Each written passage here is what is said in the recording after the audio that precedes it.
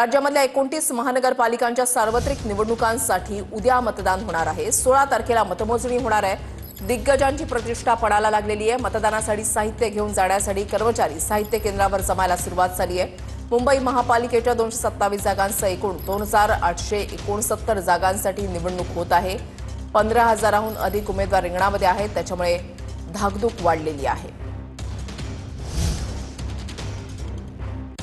29 महानगरपालिकांच्या सार्वत्रिक निवडणुकांसाठी उद्या मतदान होत आहे। अनेक ठिकाणी 10 वर्षाच्या नंतर निवडणुका होत आहेत। सर्वच राजकीय पक्षांनी आपली संपूर्ण ताकद ही पणाला लावलेली आहे। थेट जाणार आहोत मुंबईमधल्या सायनमध्ये। अक्षय मणकणी आमचे प्रतिनिधी आमच्या सोबत आहेत। अक्षय, उद्या जर आपण पाहायला गेलं तर 29 महानगरपालिकांसाठी मतदान होणार आहे। तयारी कुठपर्यंत आलेली आहे, काय अपडेट्स आहेत?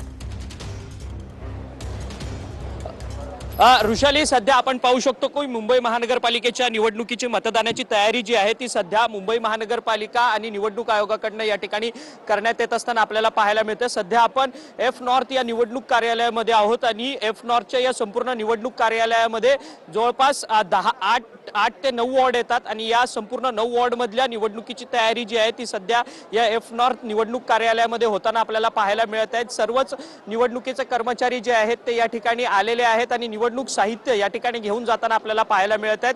बॅलेट मशीन जे आहेत ते बॅलेट मशीनचं वाटप जे आहे ते निवडणुकीच्या कर्मचाऱ्यांना या ठिकाणी करण्यात येत असताना आपल्याला पाहायला मिळते। संपूर्ण यंत्रणा जी आहे ती निवडणुकीच्या मतदानाकरता आता सज्ज झालेली असल्याचं आपल्याला पाहायला मिळतंय।